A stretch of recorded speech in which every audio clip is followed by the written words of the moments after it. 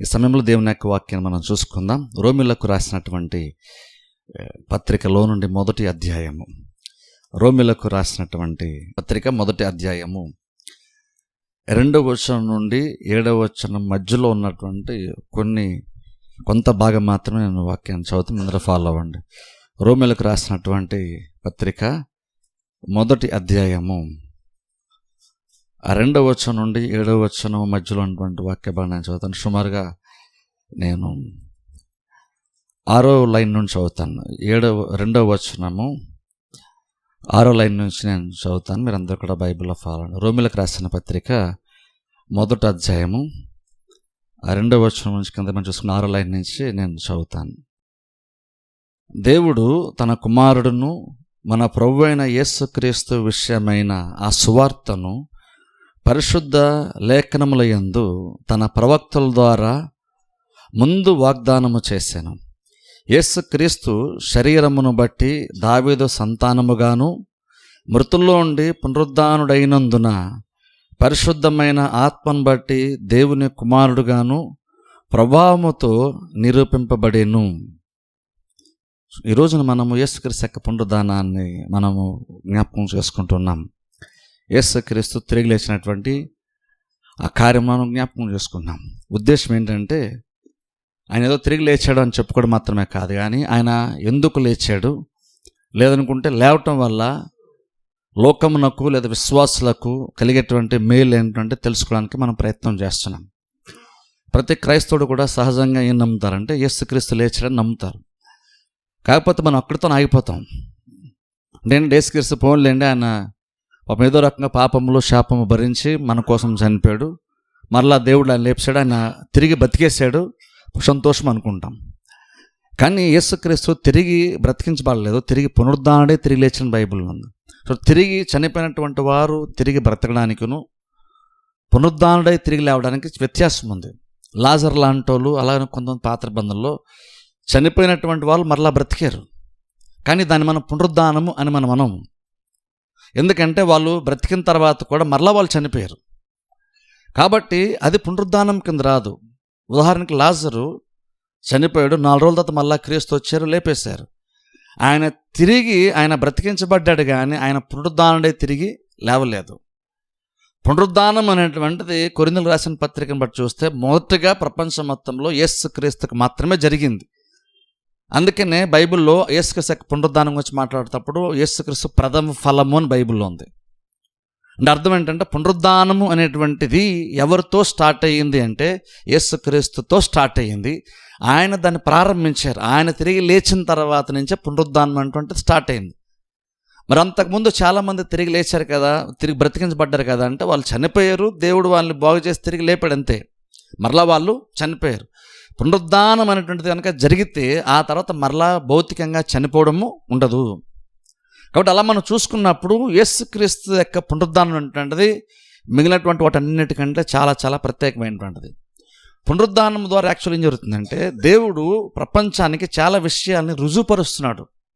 ఇప్పుడు చూడండి, good Friday రోజున మనం ఏం చూస్తున్నామంటే యేసుక్రీస్తు మన పాపముల కొరకు శాపముల కొరకు ఇలాగ చనిపోయిన విషయం మనకు తెలుస్తుంది. కానీ పునరుద్ధానం ఎందుకు ఇంపార్టెంట్ అంటే ఆయన ఏ కార్యమైతే చేశాడు అనేటువంటిది శిలువ కార్యం మనం నమ్ముతున్నామో, పునరుద్ధానం ఏం ప్రూవ్ చేస్తుంది అంటే ఆయన 3 రోజుల క్రితం ఏదైతే చేశాడో, దేన్ని బట్టి అయితే ఆయన చనిపోయాడో, ఆయన చేద్దామని ప్రయత్నం చేసి సిలువెక్కినటువంటి ఆ కార్యమును ఆయన సక్సెస్ఫుల్గా దాన్ని నెరవేర్చాడు, సాధించాడు అనేటువంటిది పునరుద్ధానం ప్రూవ్ చేస్తుంది. ఎందుకంటే ఇప్పుడు చూడండి, పునరుద్ధానం అనేది జరగలేదు అనుకోండి, యేసుక్రీస్తు చనిపోయినా సరే మనకి గ్యారెంటీ ఉండదు, నిశ్చయిత ఉండదు మనకి.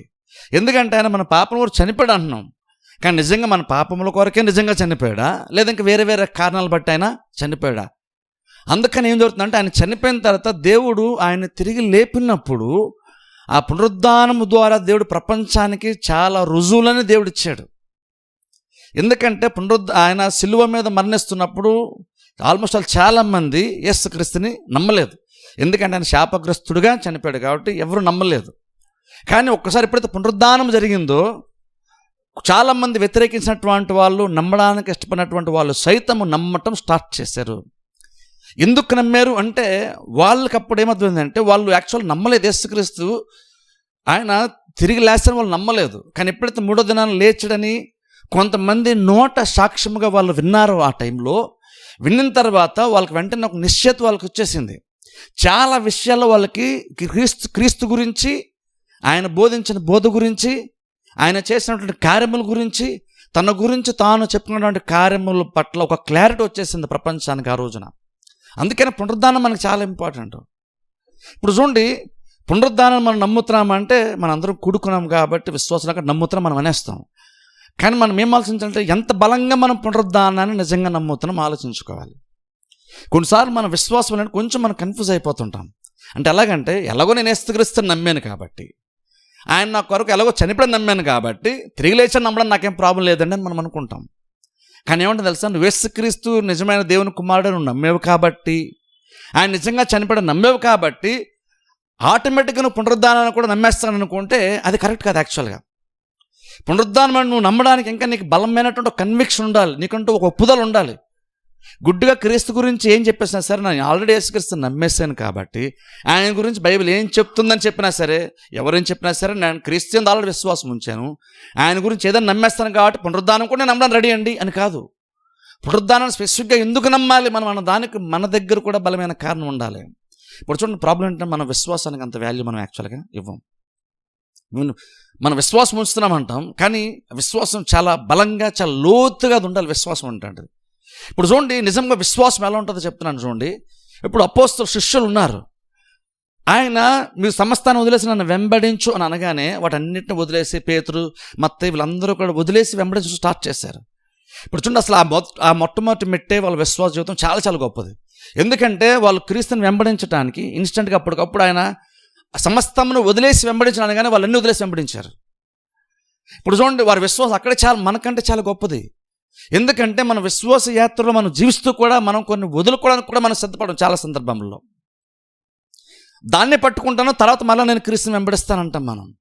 కానీ ఆ రోజున శిష్యులు క్రీస్తు యొక్క మాటను విని వాళ్ళంతగా క్రీస్తుని అనుసరించడానికి వాళ్ళు సిద్ధపడ్డారు, ఇష్టపడ్డారంటే వాళ్ళు ఏదో వెంబడిస్తాంలే ప్రభు, కానీ మా డ్యూటీలు కూడా మేము చేసుకుంటాంలే అనలేదు. క్రీస్తు సమస్తాన్ని వదిలేసి వెంబడించిన అనగానే వాటన్నిటిని వదిలేసి వాళ్ళు ఇన్స్టెంట్గా అప్పటికప్పుడు వెంబడించడం స్టార్ట్ చేశారు వాళ్ళు. అయితే చూడండి, విశ్వాసం అటువంటిది ఎలా ఉంటుందో చెప్తున్నాను.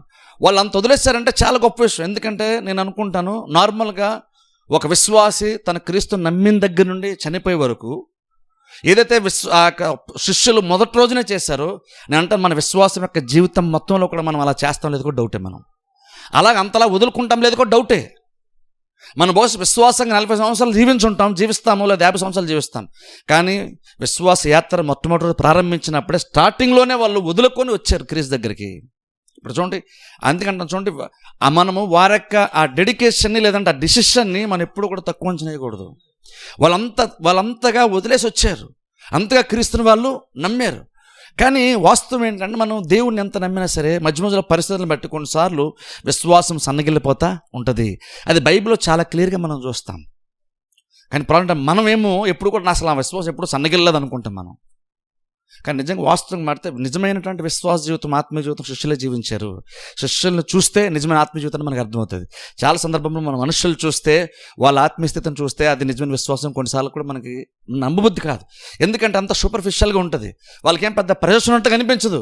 కొన్ని సందర్భంలో దేవుడు నమ్మడం కష్టంగా ఉందని ఎవరు చెప్పడం విన్నాం మనం. నార్మల్గా 40 సంవత్సరాలు కూడా ఎప్పుడు మనం విన్నాం. కానీ బైబిల్లో క్లియర్గా వాళ్ళంతా వదిలేసి వచ్చిన తర్వాత కూడా కొన్ని సందర్భంలో వారి విశ్వాసం క్లియర్గా బయలుపరచబడటము, వారి విశ్వాసాన్ని యేసుక్రీస్తు కూడా ఖండించడము, గద్దించడము, బుద్ధి చెప్పడం కూడా బైబిల్ మనం చూస్తాం. ఇప్పుడు చూడండి, అలా చూసుకున్నప్పుడు చూడండి విశ్వాసం ఏంటంటే చూడండి ఎంత బలమైంది ఒకసారి ఆలోచించండి. అది ఎంత నిజం ఒకసారి ఆలోచించాలి మనం. అది ఎంత లోతుగా నమ్మాల్సి ఉందో ఆలోచించాలి. ఏదో పైపైన యేసుక్రీస్తు తిరిగి లేచాడా అంటే ఓకే లేచాడండి అంటే సరే అది నమ్మేస్తానండి అయితే నేను అలా పైపైన జస్ట్ నమ్మడం కాదు, నిజంగా లేచాను నా కన్విక్షన్ ఖచ్చితంగా మనకు ఉండాలి. అప్పుడే ఆ పునరుద్ధానం సరిగ్గా అర్థం చేసుకున్నట్టు, అప్పుడు ఆ పునరుద్ధానం నీకు బెటర్గా నీకు ఆశ్చర్యకరంగా మారుతుంది. ఇప్పుడు ఒకసారి చూడండి, ఈ వాక్యం ఎక్స్ప్లెయిన్ చేయకపోతే ఒకసారి చూడండి, మరలా మత్తయి సువార్తకి వెళ్దాం ఒకసారి. నిజంగా చూడండి, యేసుక్రీస్తు చనిపోయిన తర్వాత నేను మార్క్స్ వార్తకి వెళ్దాం. క్షమించాను, మార్క్స్ వార్త 16వ అధ్యాయం. మార్క్స్ వార్త 16వ అధ్యాయం. యేసుక్రీస్తు చనిపోయిన తర్వాత ఆయన తిరిగి లేచినటువంటి ఆ దినమున్న జరిగినటువంటి కాలం ఒకసారి చూద్దాం. చూడండి, ఆ 16 అధ్యాయంలో మనం చూస్తే మొత్తం అక్కడ సుమారుగా మనం 13 వరకు చదువుకోవచ్చు, లేదంటే 18 వరకు చదువుకున్నా సరే అక్కడ చూడండి చాలామంది అక్కడ పునరుద్ధానం గురించి మనం చూస్తాం. మొదటగా యేసుక్రీస్తు తిరిగి లేచిన తర్వాత సమాధి దగ్గర ఫస్ట్ ఎవరు వెళ్ళారు అది చూస్తాం. కొంతమంది స్త్రీలు వెళ్ళారని బైబిల్ మనం చూస్తాం. వాళ్ళు వెళ్ళినప్పుడు కూడా వాళ్ళు ఎందుకు వెళ్ళారు? యేసుక్రీస్తు తిరిగి లేచాడు అని చూడడానికి వాళ్ళు వెళ్ళలేదు. వాళ్ళు ఎందుకు వెళ్ళారు చూడండి. ఆ మొదట వచ్చిన 3 నెలలు ఉంది చూడండి. మగ్దలేని మరియయు, యాకోబు తల్లి అయిన మరియయు, సొలొమేయు వచ్చి ఆయనకు పూయవల్లని సుగంధ ద్రవ్యములు కొనిరి. సరే, ఇప్పుడు చూడండి కొంతమంది స్త్రీలు కూడా యేసుక్రీస్తు సమాధి వెళ్ళడానికి వేకునే వాళ్ళు లేచారు. అసలు శిష్యుల కంటే అందరికంటే ముందు ఈ స్త్రీలే లేచి వెళ్ళారు క్రీస్తు దగ్గరికి. కానీ చూడండి వాళ్ళు వెళ్ళారు. కానీ ఎందుకు వెళ్ళారు? వాళ్ళు దేని కొరకు ఎదురు చూస్తూ సిద్ధపడుతూ వెళ్ళారు. వాళ్ళంటే యేసుక్రీస్తు యొక్క శరీరమునకు ఆ సుగంధ ద్రవ్యాలు పూయడానికి వెళ్ళారు. అది వాసన రాకుండా కొంచెం బెటర్గా ఉండడానికి వాళ్ళు సుగంధ ద్రవ్యాలు పూయడానికి వెళ్ళారు. అంటే అదేం చెప్తుందంటే ఇంకను యేసుక్రీస్తు ఒక శవముగానే అక్కడ ఉంటాడు అని వాళ్ళు అనుకున్నారు. అదేం చెప్తుందంటే వాళ్ళకి యేసుక్రీస్తు చాలా భక్తి ఉంది. అందుకని ఈవెన్ శిష్యుల కంటే ముందు స్త్రీలు వెళ్ళారు ఉదయాన్నే లేచి. ఇప్పుడు నార్మల్గా ఆ టైంలో ఆ రోజుల్లో స్త్రీలు అల్లడం అంటే పెద్ద సాహసమే చెప్పాలంటే. యాక్చువల్గా నార్మల్గా ఎవరు చేయరు. పైగా యేసుక్రీస్తు యొక్క మరణం అనేటువంటిది ఆ టైంకి ఆ పట్టాన్ని మొత్తం కదిలించేసింది. మత పెద్దల్ని, గవర్నమెంట్ని కదిలించేసింది. కాబట్టి ఎవరో కూడా క్రీస్తు గురించి ఓపెన్గా బహిరంగంగా మాట్లాడడం కానీ ఏదైనా చేయడానికి కానీ ఎవరు ఇష్టపడరు, సాహసం చేయరు. కానీ ఇక్కడ కొంతమంది స్త్రీలు మాత్రము వాళ్ళు ప్రభుత్వానికి దేనికి భయపడకుండా వాళ్ళు సమాధి దగ్గర వెళ్ళడానికి కొన్ని పదార్థాలు తీసుకుని వాళ్ళు సమాధి దగ్గరికి వెళ్ళారు క్రీస్తు శరీరం మనకు పూయడం కొరకు. కానీ వాళ్ళు ఎంతగా దాని మీద వాళ్ళ మైండ్ వెళ్ళిపోయిందంటే అక్కడికి మనం వెళ్ళిన తర్వాత మన కొరకు రాయవారు దొరికిస్తారని కూడా కనీసం వాళ్ళు ఆలోచించలేదు. వాళ్ళ మైండ్లో ఎంతసేపు ఏంటంటే క్రీస్తు యొక్క బాడీని మనం చూస్తాం, ఆ బాడీకి మనం సుగంధ ద్రవ్యాలు మనం చూద్దాం, ఆ బాడీని మనం కొంచెం దాన్ని అలా కాపాడాలి అనేటువంటి ఒక ఆలోచనతో మాత్రమే వాళ్ళు వెళ్ళారు.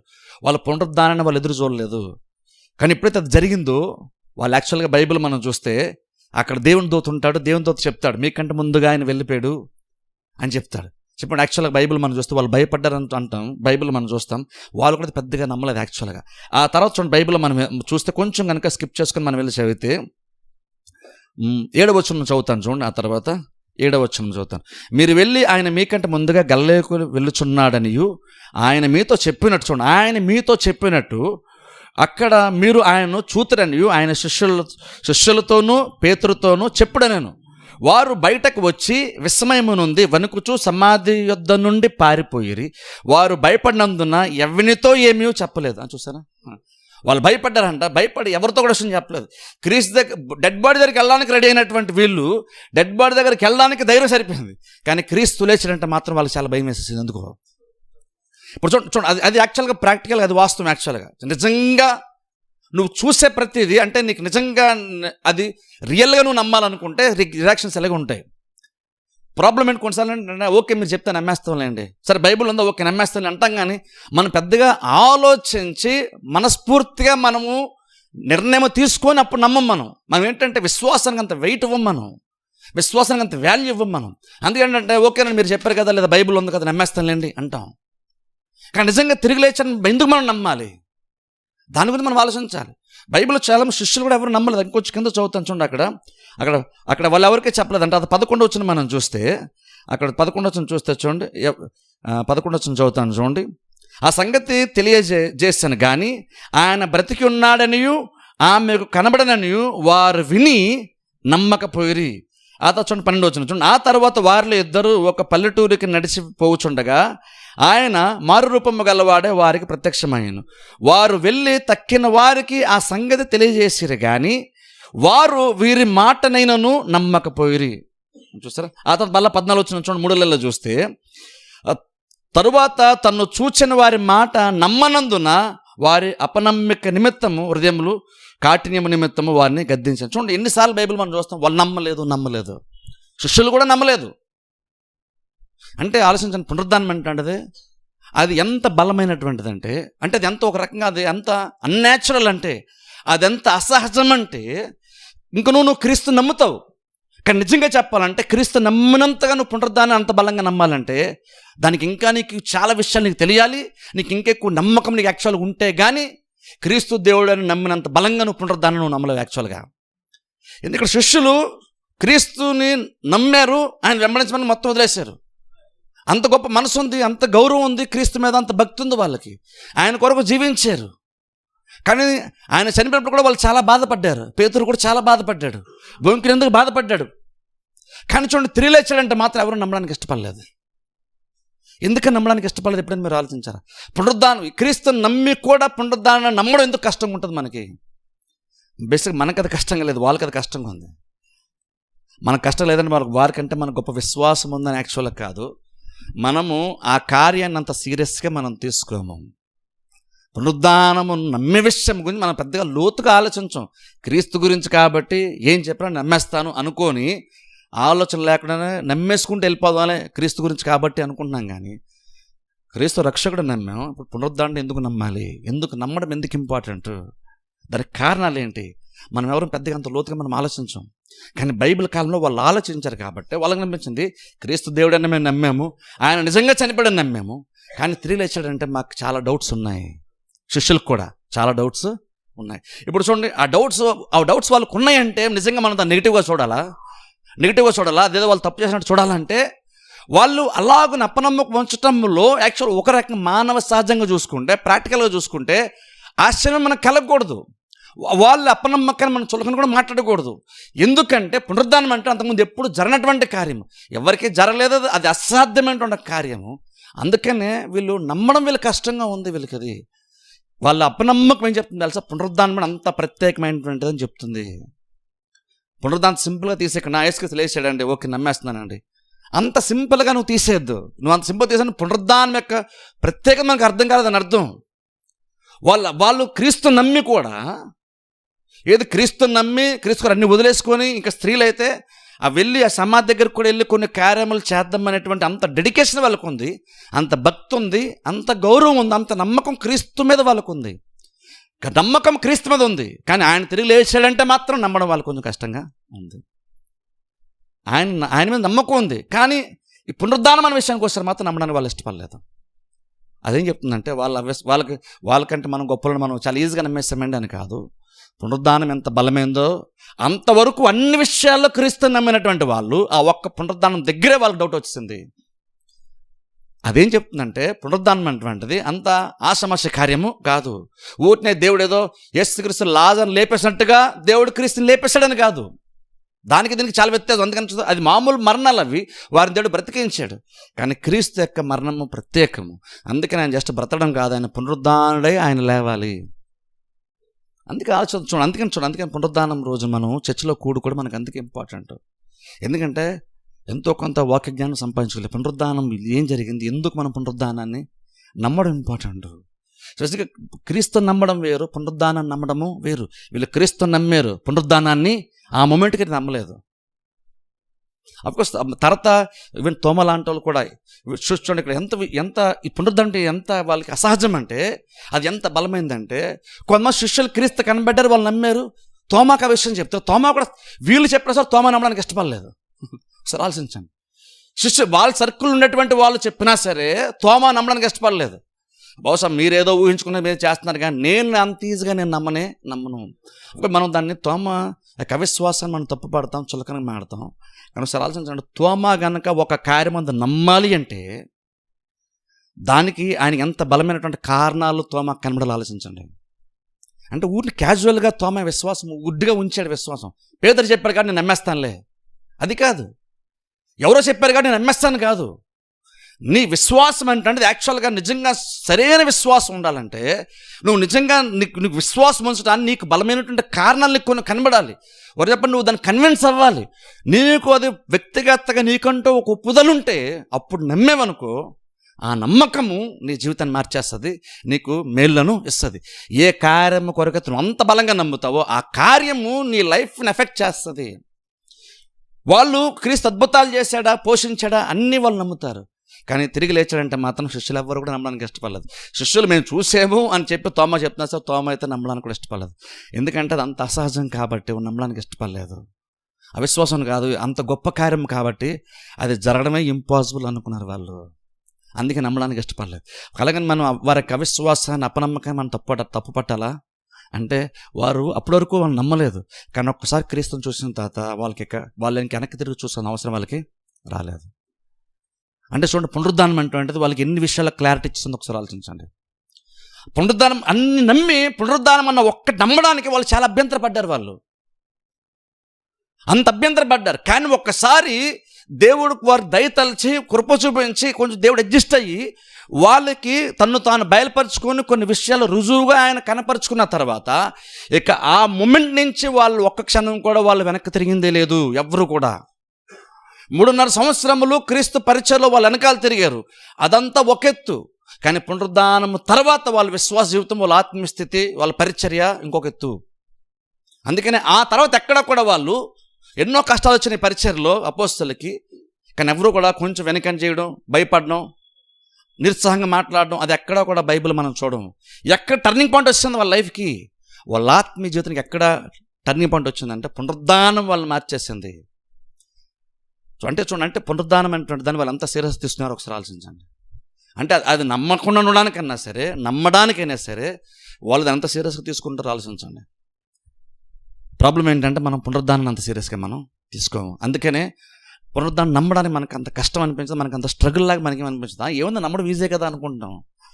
నమ్మడం ఈజీ అని మనకి ఎందుకు నమ్మడం ఎందుకు అంత ఈజీ అవుతుందంటే నువ్వు అంత గొప్పడు కాబట్టి నమ్మడం నీకు అంత ఈజీ అయిపోయిందని కాదు. మన విశ్వాసాన్ని అంత గొప్పగా అంత బలమైనదిగా మనం తీసుకోవట్లేదు. ప్రతి చిన్నది ఊటి గుడ్డిగా జస్ట్ నమ్మేద్దాం అనుకుంటున్నాం. ఎవరో చెప్పారు కాబట్టి, లేదు మీరు చెప్పారు నమ్మేద్దాం నమ్మేస్తున్నాం. కానీ కన్విక్షన్తో మనము వారు అది నమ్మడానికి వాళ్ళు ఏదైతే ఎటువంటి అనుభవం గుండా వెళ్ళారో, ఏవైతే తెలుసుకుంటే తప్పని నమ్మనట్టుగా వాళ్ళు వెళ్ళారో అలాంటి ప్రాసెస్ గుండా మనం కూడా వెళ్తేనే ఆ పునరుద్ధానం అంత బలంగా నమ్మితే ఆ పునరుద్ధానము నిన్ను మారుస్తుంది, నీకు ధైర్యాన్ని బలాన్ని నీకు అది ఇస్తుంది. అందుకని చూడండి, క్రీస్తుని వాళ్ళు వెంబడించారు కానీ పునరుద్ధానం నమ్మడానికి వాళ్ళు ఇష్టపడలేదు. కానీ ఒక్కసారి తిరిగి లేచడం అనే విషయంలో వాళ్ళకి క్లారిటీ వచ్చిన తర్వాత వాళ్ళు అసలు వెనక్కి తిరిగి కూడా చూడడం కూడా వాళ్ళు చూడలేదు. చనిపోయిన కూడా వాళ్ళు ఈజీగా రెడీ అయిపోయారు వాళ్ళు. ఎందుకనంటే పునరుద్ధానం అంటే క్రీస్తుని గురించి, ఆయన కార్యముల గురించి అంత క్లారిటీ వాళ్ళకి అది ఇచ్చేసింది. ఎందుకంత క్లారిటీ వాళ్ళకి వచ్చిందంటే పునరుద్ధానం అంటే చాలా విషయాలు ప్రూవ్ చేస్తుంది. అందుకని నేను చూడండి, పునరుద్ధానం అంటే చాలా విషయాలు జస్ట్ ఊరిని దేవుడు ఏదో లేపేశాడని కాదు, దేవుడు కూడా క్రీస్తుని మృతుల్లో ఉండి లేపి ప్రపంచానికి కొన్ని విషయాలు రుజువుగా ఇచ్చాడు. ఇప్పుడు ఒకసారి రోమపత్రిక వెళ్దాం, చూడండి దాన్ని ఎక్స్ప్లెయిన్ చేస్తాను. ఇప్పుడు రోమపత్రిక మొదటి అధ్యాయంలోకి వెళ్దాం. రోమపత్రిక మొదటి అధ్యాయము 7వ వచనం ముందట చదువుకున్నాం, చూసారా? అది చదువుతాను చూడండి ఒకసారి. అక్కడ పునరుద్ధానం గురించి అక్కడ పౌలు ఏం చెప్తున్నాడంటే, యేసుక్రీస్తు విషయమై ఆ సువార్తను పరిశుద్ధ లేఖనములందు తన ప్రవక్తల ద్వారా ముందుగా వాగ్దానము చేశాను. యేసుక్రీస్తు శరీరాన్ని బట్టి దావీదు సంతానముగాను మృతుల్లో ఉండి పునరుద్ధానుడైనందున పరిశుద్ధమైన ఆత్మను బట్టి దేవుని కుమారుడుగాను ప్రభావముతో నిరూపింపబడెను. చూసారా, అక్కడ చెప్తున్నాడు చూడండి. అక్కడ పౌలు అంటున్నాడు, యేసుక్రీస్తు గురించి మాట్లాడుతున్నాడు. క్రీస్తు పునరుద్ధానం అనేటువంటిది, పునరుద్ధానము ద్వారా దేవుడు అంట రుజువుపరిచాడు ప్రపంచానికి. క్రీస్తు గురించి కొన్ని రుజువులను దేవుడు ప్రపంచానికి ఇచ్చాడు. ఇప్పుడు అందుకని చూడండి, ఎప్పుడైతే నువ్వు ఆ రుజువులు నమ్ముతావో నీ విశ్వాసం ఇంకా బలపడుతుంది. కొన్ని విషయాలు తెలుసుకుంటావో నీ విశ్వాసం బలపడుతుంది. ఇప్పుడు చూడండి, మనం అనుకుంటామంటే తెలుసుకోకుండా నమ్మేస్తానులేండి, ఏం చెప్పినా నమ్మేస్తాను అంటే ఆ రకమైన మనస్సు ఉండడం కొంతవరకు మంచిదే. కానీ ఇష్టం అంటే నువ్వు జస్ట్ అలా కాదు. ఎందుకంటే నువ్వు ఏదైనా నమ్మేస్తాను రెడీ అవుతే నీకు అంతా ఒకళ్ళు అంగీకరించే మనసు ఉంటే కొంతవరకు మంచిదే. కానీ ప్రాబ్లం ఏంటంటే అది ఆ విశ్వాసం బలపడాలంటే మాత్రము వినుట వలన విశ్వాసము కలుగుతుంది. వినుట క్రీస్తు గురించిన మాటల వల్ల కలుగుతుంది. అంటే అర్థం ఏంటంటే, జస్ట్ మీరు నాకేం ఎక్స్ప్లెయిన్ చేయొద్దండి, నేను క్రీస్తు నమ్మేశాను, పునరుద్ధానం గురించి బైబిల్లో ఏం చెప్పకపోయినా సరే నేను నమ్మేస్తాను అంటే కొంతవరకు మంచిది. అది నీకు ఆ మాత్రం గౌరవం, ఆ మాత్రం నమ్మకం క్రీస్తు మీద ఉంది, మంచిదే. కానీ ఇంకను పునరుద్ధానం వల్ల నీకు రావాల్సినటువంటి మేలు రావాలంటే పునరుద్ధానం నువ్వు బలంగా నమ్మడం, బలంగా కొన్ని విషయాలు తెలుసుకోవడం చాలా చాలా ఇంపార్టెంట్. ఇక్కడ అందుకని చూడండి, జస్ట్ క్యాజువల్గా పునరుద్ధానం జరిగిపోలేదు. జస్ట్ క్రీస్తు చచ్చిపోయాడు కాబట్టి దేవుడు లేపేసాడని కాదు, జస్ట్ చచ్చిపోయిన వాళ్ళు లేపడం కాదు. లేపటంలో కూడా దేవుని మైండ్లో ఉన్నటువంటి ఆలోచన ఏంటంటే పునరుద్ధానము ద్వారా దేవుడు కొన్ని విషయాలు ప్రపంచానికి రుజువుపరుచుకుంటాడంట. ఆ మాట ఇక్కడ పౌలు చెప్తున్నాడు చూడండి. పునరుద్ధానం ద్వారా దేవుడు ఏం చేస్తాడంటే అక్కడ పౌలు అంటున్నాడు, దేవుని కుమారుడుగాను ప్రభావంతో నిరూపింపబడెను. దేవుని కుమారుడుగా మారాడు అని చెప్పట్లేదు, నిరూపించబడ్డాడు అంటే అర్థం ఏంటంటే ఆయన ఒరిజినల్గా, ఆయన అసలు యాక్చువల్గా ఏమై ఉన్నాడో దానికి రుజువు పునరుద్ధానం ఇచ్చింది. అంటే అర్థం ఏంటంటే అంతవరకు ఆయన ఏదైతే క్లెయిమ్ చేసుకున్నాడో క్రీస్తు, నేనే మార్గము, నేనే సత్యము, నేనే జీవమని కానీ, లేదంటే అనేక మంది కొరకు చనిపోవడానికి వచ్చానని కానీ, లేదంటే నేను వెళ్ళి మీ కొరకు అక్కడ చాలా విషయాలు సిద్ధపరుస్తానని చెప్పడం కానీ, ప్రతిదీ కూడా ఆయన ఏదైతే చెప్పుకుంటున్నాడో చెప్పుకున్న ప్రతి దాన్ని రుజువుపరిచేటువంటి కార్యం ఏంటంటే, ఆయన చెప్పింది నిజము, ఆయన చేసింది నిజము అన్నది రుజువుపరిచింది ఏంటంటే పునరుద్ధానము. అప్పుడు అందుకని చూడండి, మీరు బైబిల్లో మీరు మనం కనుక చూసినట్లయితే, ఒకసారి శిష్యులు యేసుక్రీస్తు బోట్లో ప్రయాణం చేస్తున్నారు. సడన్గా అల్లొచ్చి భయంకరమైన తుఫాన్ అక్కడ సముద్రంలో ఏర్పడి, అది ఆ పడవ నీళ్ళ చేత నింపబడుతుంది, అలల చేత కొట్టబడుతుంది. శిష్యులు భయపడిపోతున్నారు.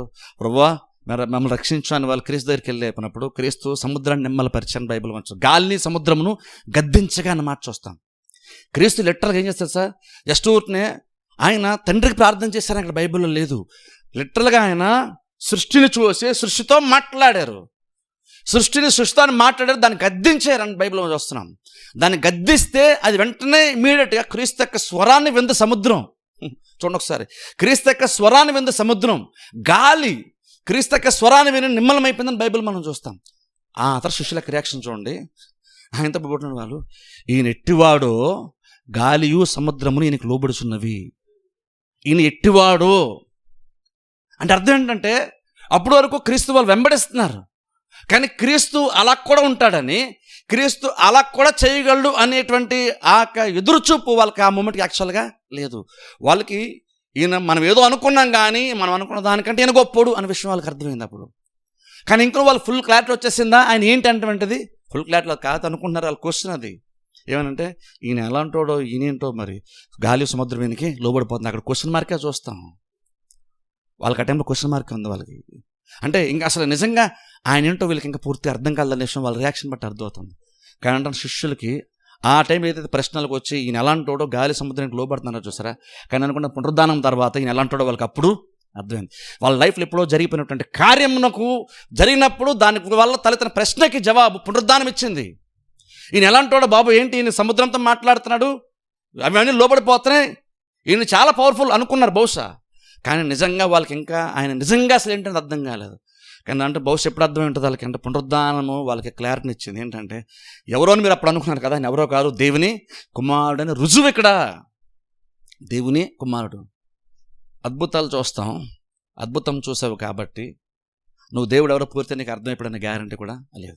అందుకని చూడండి, పునరుద్ధానం మనకు అందుకని అంత ఇంపార్టెంట్. పునరుద్ధానం క్రీస్తు చనిపోవడం నమ్మడం అంత ఇంపార్టెంట్, తిరిగి లేచి నమ్మడం కూడా మనకు అంతే ఇంపార్టెంట్. ఎందుకంటే తిరిగి లేస్తేనే ఆయన ఏమేమి చెప్పుకున్నాడో అవన్నిటికీ ఆ నిజమే నా అర్థం. నేను మీ పాపముల కొరకు చనిపోయాను ఆయన చెప్పాడు, చనిపోయాడు. కానీ చాలామంది చనిపోయారు కదా, పాత బంధువుల ప్రవక్తలు కూడా చనిపోయారు చాలామంది, దేవుని కోసం నిలబడుతూ చనిపోయినటువంటి వాళ్ళు చాలామంది ఉన్నారు. ఈయన కూడా అలాగనే చనిపోయాడు అనుకోవచ్చు కదా. మన కోసం చనిపోయాడు, మన పాపాలు తీసేయడానికి చనిపోయాడు అన్న గ్యారంటీ ఏంటి అంటే, ఆయన తిరిగి లేచాడు కదా. తిరిగి లేచిన తర్వాత అదేం ప్రూవ్ చేస్తుందంటే, ఆయన చెప్పిన ప్రతిదీ కూడా ఖచ్చితంగా నిజమే. ఆయన దేని కొరకైతే చనిపోతానని చెప్పాడు, నేను గొర్రెలకు మంచి కాపరిగా ఉంటాను, అనేక మంది క్రయదానికి నా ప్రాణం అర్పించడానికి వచ్చానని చెప్పాడు చూసారా. అలా క్రీస్తు బోధలు ఏవైతే వాళ్ళు వింటూ వచ్చారో అదైతే చేస్తానని చెప్తూ వచ్చాడు. నేను తిరిగి మూడో దినాన్ని నేను తిరిగి లేస్తానని చెప్పాడు. నేను పైకి ఎత్తబడితే నేను అందరిని ఆకరిస్తాను, ఏదైతే క్రీస్తు తన శిలువ మరణం గురించి చెప్తూ వచ్చాడు, తన లైఫ్ గురించి చెప్తూ వచ్చాడు, అన్నిట్లో కూడా అదంతా కూడా నిజమే అన్న విషయము వాళ్ళకి అప్పుడు అర్థమైంది. పునరుద్ధానము వాళ్ళకి గ్యారంటీని ఇచ్చింది. అందుకని క్రీస్తుని వెంబడించడంలో వాళ్ళకి ఎటువంటి డౌట్స్ లేవు. కానీ పునరుద్ధానం వచ్చిన తర్వాత ఇంక అసలు వెనక్కి తిరిగి వాళ్ళు చూసుకోవాల్సిన అవసరం వాళ్ళకి రాలేదు. ఎందుకంటే మనకు తెలియట్లేదు, కానీ శిష్యులు అంత వెంబడిస్తుంది. ఎందుకంటే క్రీస్తుతో చాలా క్లోజ్గా వాళ్ళు దగ్గరుండి వాళ్ళు ప్రతిదీ వదులుకుంటూ ప్రతిదాన్ని చూస్తూ ఆయన మాటలు వింటూ ఆయన చేస్తున్న కార్యములను దగ్గరుండి అన్ని చూసుకుంటున్నారు. నేను అనుకుంటాను ఆ 3.5 సంవత్సరాలు మాత్రమే యేసుక్రీస్తు వెనకాల వాళ్ళు తిరిగారు. యేసుక్రీస్తు చాలా చాలా బిజీగా చాలా అద్భుతాలు, రోజు అద్భుతాలు చేయడం, ఎవరెవరితో ఎవరో ఒకరు సంధించడము, బలమైన విషయాలు చాలా మాట్లాడుతూ వచ్చారు. అంటే అవన్నీ వాళ్ళు బహుశా మైండ్లో పెట్టినారేమో, కానీ అది వాళ్ళు అర్థం చేసుకోవడానికి కెపాసిటీకి మించినటువంటి సంగతులు వాళ్ళు 3.5 సంవత్సరాలు వాళ్ళు విన్నారు. అంటే రకంగా ఆయన ఈరోజు చెప్పింది, ఆయన నిన్న చెప్పినటువంటిది అర్థం చేస్తాను అనుకునే లోపు ఈరోజు ఇంకో ప్రసంగం వచ్చేసింది ఆయన నోటంట. నిన్న చెప్పింది వాళ్ళకి పూర్తిగా అర్థం కాలేదు, కానీ ఈరోజు ఇంకో ప్రసంగం వచ్చేసింది. అదే వాళ్ళకి అర్థం కాదు, ఇంక ఇదే అర్థమవుతుంది. అలాగా చాలా ఇన్ఫర్మేషను, చాలా కార్యాలు అవన్నీ కూడా వాళ్ళ మైండ్లతో నింపబడి ఉంటాయి బహుశా. కానీ చాలా విషయాలు బహుశా క్లారిటీ కూడా లేదు, ఆలోచించేంత టైం కూడా వాళ్ళకి లేదు. వాళ్ళకంత క్లారిటీ లేదు కాబట్టి ఆయన తిరిగి లేచాడంటే వాళ్ళు నమ్మడానికి ఇష్టపడలేదు. వెంబడించారు. అంటే అర్థం ఏంటి? ఒక వ్యక్తి క్రీస్తు విశ్వాసం ఉంచి అవసరమైతే కొన్ని వదులుకుంటూ ఆయన గౌరవిస్తుంటూ కూడా, ఆయన ఆల్రెడీ నమ్మి ఆయన నిజంగానే చనిపోయాడని కూడా నమ్మి అంతవరకు నమ్మకం వచ్చిన తర్వాత ఆయన తిరిగి లేచాడంటే మాత్రం నమ్మకుండా కూడా ఉండేటువంటి ఒక స్థితి ఉంటుందా అంటే ఉంటుంది. వాళ్ళకి ఉంది. అంతవరకు వాళ్ళు నమ్మడానికి పెద్ద నమ్మకం సాఫీగానే దాదాపుగా సాగిపోయింది. కానీ పునరుద్ధానం అంటది మాత్రం చాలా బలంగా వాళ్ళని నెగిటివ్గా ఆ మూమెంట్ ప్రభావితం చేసింది. కానీ ఎప్పుడైతే క్రీస్తు తను తాను బయలుపరుచుకున్నాడో ఆ తర్వాత పౌలు ఎప్పుడో పత్రికను రాశాడు. పౌలు క్రీస్తు బ్రతికిన టైంలో పౌలు లేడు, కానీ పౌలు తర్వాత విషయాలు మాట్లాడు అంటున్నాడు. క్రీస్తు రుజువుపరచబడ్డాడు, ఆయన దేవుని కుమారుడని ప్రపంచానికి దేవుడు రుజువుపరుచుకున్నాడు. ఆయన ఎవరని? ఆయన ఏదో సామాన్య మానవుడు అని మనం అందరం అనుకున్నాం. ఆయన సామాన్య మానవుడు కాదు. ఆయన చాలా విషయాలు చాలా బలంగా బోధించాడు, చాలా విషయాలు చాలా లోతుగా బోధించాడు. మనకు అర్థం కాని గూఢమైన సంగతులు ఆయన బోధించాడు. ఆయన అంత మంచి అన్ని లోతైన విషయాలు బోధించాడు కాబట్టి ఆయన అందరికంటే ప్రధాన జస్ట్ ఒక బోధకుడైనా, ఒక మంచి బోధకుడు మాత్రమేనా ఆయన అంటే? ఆయన బోధించాడు, చాలా విషయాలు బోధించాడు, కానీ జస్ట్ బోధకుడు కాదు. ఆయన అద్భుతాలు చేశాడు, కానీ జస్ట్ అద్భుతాలు చేసేటువంటి వాడు మాత్రమే కాదు, అంతకంటే చాలా చాలా ఉంది. కానీ వాళ్ళు కొన్ని వాళ్ళకి అర్థమైంది, వాళ్ళకి అన్నీ అర్థము కాలేదు. ఆయన నిజంగా దేవుని కుమారుడు. ఆయన లైఫ్ ఎంత బెటర్గా జీవించాడంటే, యాక్చువల్గా ఓ మూమెంట్ వస్తే క్రీస్తు కూడా టైంలో ఓ సందర్భం వచ్చినప్పుడు కూడా ఆయన యూదులతో మతపరులతో మాట్లాడుతూ నాలో కనుక ఏదైనా దోషం కనుక పాపం కనుక కనబడితే మీరు రుజువుపరచని కూడా క్వశ్చన్ చేశారు. ప్రపంచానికి క్రీస్తు ఛాలెంజ్ చేశాడు తెలుసా? ప్రపంచానికి క్రీస్తు ఛాలెంజ్ చేశాడు. నాలో ఏదైనా మీరు దోషం కనుగొంటే చూపించండి, రుజువుపరచండి, చూపించండి అన్నాడు. దానికి ఎంత ధైర్యం కావాలి తెలుసా? దానికి ఎంత ధైర్యం కావాలి? మనం ఎవరైనా మాట అనగలమా? మనలో ఎవరు అనలేమా మాట ఖచ్చితంగా, ఎందుకంటే మనకి ఈజీగా దొరికేస్తాయి బోల్డ్ మనకి. కానీ క్రీస్తు ప్రపంచాన్ని ఛాలెంజ్ చేసిన తర్వాత కూడా వాళ్ళకి ఎవరికేం దొరకలేదు తెలుసా? ఎవరికేం దొరకలేదు. అంటే అంత పర్ఫెక్ట్గానే జీవించాడు. ఒక ఉన్నతంగా జీవించడానికి కాదు, మనుషులందరికంటే చాలా చాలా ఉన్నతంగా జీవించాడు. ఎంత ఛాలెంజ్ చేసినా సరే ఆయన నచ్చినటువంటి వాళ్ళు, ఆయన అంటే పడినటువంటి వాళ్ళు కూడా వెతికినా సరే వాళ్ళకేం దొరకలేదు. అలాగని జస్ట్ ఊరినే ఒక మంచి మనిషి అంటే జస్ట్ బెటర్గా బతికాడు, ఆయన ఉన్నతంగా బతికాడు, నాకు మంచి మనిషి అండి అంటాం, అంతవరకునా? ఆయనకు జస్ట్ ఒక ఉన్నతంగా బతికిన మంచి మనిషా కాదు. బహుశా కొంతమంది అలా అనుకుని ఉంటారేమో, ఆయన ఒక సద్బోధకుడు అని మాత్రం కొంత అనుకున్నారేమో. కానీ పునరుద్ధానం ఏం చెప్తుందంటే, మీరు అనుకున్నారు కానీ ఆయన జస్ట్ అది కాదు. ఆయన అంత ఉన్నతంగా ఎందుకు బ్రతికాడు తెలుసా? ఆయన దేవుని కుమారుడు కంటే అంత ఉన్నతంగా బ్రతికాడు. ఆయన ఎందుకు అంత బలంగా బోధించాడు తెలుసా? ఆయన వాక్కుగా ఉండే శరీరాన్ని ధరించుకొని వచ్చాడు కాబట్టి అంత బలమైన విషయాలు ఆయన బోధించాడు. అలాగే ఎందుకంటే ఆయన దేవుని కుమారుడని రుజువుపరచబడ్డారు. క్రీస్తుని గురించి ఇక్కడ దేవుడు రుజువుగా పునరుద్ధానం ఇచ్చాడు. అంటే అర్థం ఏంటంటే, మనం స్వార్థలు ఏమేమి చదువుతామో అవన్నిటికీ కూడా ప్రూఫ్ ఏంటి అంటే, ఆయన చెప్పింది, ఆయన చేసింది ప్రతిదాన్ని కూడా బలపరిచేదిగా ఉంది పునరుద్ధానము. వాళ్ళు మన మాటలు ప్రతిదీ కూడా అప్పటికప్పుడు నమ్మశక్యంగా లేకపోవచ్చు, అందుకు శిష్యులు కూడా పునరుద్ధానం నమ్మలేదు. కానీ తిరిగి లేచాడని తెలిసిన తర్వాత వెనక్కి వెళ్ళి చూసుకున్నాను, చెప్పిందంతా నిజమే. ఆ రోజు బహుశా అనుకుంటాను, పేతులు అందరూ బహుశా అనుకుంటారేమో, ఆ రోజు మనం బోట్లో ఉన్నప్పుడు ఈ నెట్టువాడు గాలి సముద్రం లోబడుతుంది ఎలాంటోడు అనుకున్నాం కదా, ఆయన ఎలాంటోడు కాదు, తిరిగి లేచాడు ఆయన మనం కళ్ళారా చూసాం కదా. ఆయన దేవుని కుమారుడు, దేవునితో పాటు మనం బోట్లు ఉన్నాం. కానీ మనకు ఆ విషయం కూడా బహుశా ఏదో మంచి బోధకుడు, ఏదో కొంచెం అద్భుతాలు చేస్తాడు, ఏ లేకంటే గొప్పోడు, ప్రవక్తలందరికంటే గొప్పోడు అనుకుంటాం. కానీ ఈయన లిటరల్గా దేవుని కుమారుడితో మనం ప్రయాణం చేసాం. ఆయన దగ్గరికి వెళ్ళి నీకు చింతలేదా, నశించిపోతున్నాను మనం ఆయనతో మనం అన్నాం. ఆయన దేవుని కుమారుడట, మనకు అది పెద్దగా తెలియలేదు. నమ్మాం కానీ తెలిసిందా అంటే మనకు అది తెలియలేదు. అందుకే పునరుద్ధానం ఏంటది వాళ్ళకి క్లారిటీ ఇచ్చేసింది. పునరుద్ధానం వాళ్ళకి క్లారిటీ ఇస్తుంది. అందుకనే పునరుద్ధానం అంటే జరిగిన తర్వాత వాళ్ళెవ్వరూ కూడా వెనక్కి తిరిగి చూసుకున్న అవసరం వాళ్ళకి యాక్చువల్గా రాలేదు. వెంటనే చూడండి, పునరుద్ధానం అంటే అలా మనం కూడా నమ్మాలి. నువ్వు విశ్వాసంలో బలపడాలంటే నువ్వు పునరుద్ధానం అంత బలంగా నమ్మడం చాలా ఇంపార్టెంట్. ఎందుకంటే అది అందరికీ జరగదు, ఎవరికీ జరగలేదు. కానీ తిరిగి లేచాడంటే దేవుడు ప్రపంచానికి ప్రూవ్ చేస్తున్నాడు. యేసుక్రీస్తు దేవుడిని ప్రూఫ్ ఏంటంటే, దేవుడు ప్రపంచాన్ని ప్రూవ్ చేస్తాడు. నువ్వు చూస్తే నీకు తెలుస్తుంది, నువ్వు చూడపోతే నీకు తెలియదు. బైబిల్లో చాలా ప్రూఫ్స్ ఉన్నాయి. ఈవెన్ పౌలు కూడా చూడండి, యేసుక్రీస్తు పరిచయం చేసిన టైంకి పౌలు లేడు. యాక్చువల్గా చాలామంది ఏం చెప్తారంటే, పౌలు ఎప్పుడు ఆ దమస్కు రోడ్లో దేవుని దర్శించాడంటే, క్రీస్తుని దర్శించాడంటే, యేసుక్రీస్తు చనిపోయి తిరిగి లేచి పునరుద్ధరణ లేచి ఆరోహణ వెళ్ళిపోయిన తర్వాత సుమారుగా 3 సంవత్సరాలకి పౌలు దేవుని తెలుసుకున్నాడట. పౌలు దేవుని అప్పుడు తెలుసుకున్నాడు. అలా తెలుసుకున్న తర్వాత 1 కొరింథీ 15వ అధ్యాయము పునరుద్ధానం గురించి, సాక్ష్యం గురించి రాస్తాడు. చూసారు, ఎవరెవరు చూశారో, ఎంతమంది చూసారో పేర్లతో లిస్ట్ రాస్తాడు. లిస్ట్ రాస్తే అప్పుడు అంటాడు, ఇంకనూ కొంతమంది ఇంకా బ్రతికే ఉన్నారంటాడు పౌలు. అక్కడ తీస్తే మన టైం సరిగ్గా తీయట్లేదు. ఇంకా కొంతమంది బతికే ఉన్నారంటాడు. అంటే ఎంతకాలం ఇంకా బతుకున్నాని చెప్తున్నాడు. ఆ పౌలేమో క్రీస్తు తెలిపిన తర్వాత 3 సంవత్సరాలు రక్షణ పొందాడు, దేవుని తెలుసుకున్నాడు. ఆ తర్వాత 10 సంవత్సరాలు దేవుని సేవకునిగా, దేవునికి క్రైస్తవులుగా జీవించాడు. అంటే రకంగా చెప్ప 13 సంవత్సరాల తర్వాత పత్రికను రాస్తూ పౌలు ఎక్కడ కూడా నేను క్రీస్తుని నేను కళ్ళారా చూడలేదు కాబట్టి నేను నమ్మను అని పౌలు ఎక్కడ అనుకోలేదు. పౌలు ఇంకా నేను చూశాను కాబట్టి నేను చెప్తున్నాను కూడా పౌలు అంటలేదు. తను యేసుక్రీస్తుని దర్శించినటువంటి సందర్భం దమస్కులో ఉన్నప్పుడు కూడా ఇంకను ఎవరెవరు చూశారని ఆ రోజున సాక్ష్యం చెప్పారు. 11 మంది శిష్యులు ఇంకెవరెవరైతే చూశారో వాళ్ళందరూ కొంతమంది పేర్లతో సహా రాస్తూ, వారు కొంతమంది ఎప్పటికి కూడా ఇంకా 13 సంవత్సరాల తర్వాత ఇంకా బ్రతుకున్నారని వాళ్ళని సాక్ష్యంగా పెడుతున్నాడు. ఇప్పుడు చూడండి, అది మనకి చాలా ఇంపార్టెంట్. అది చాలా ఇంపార్టెంట్.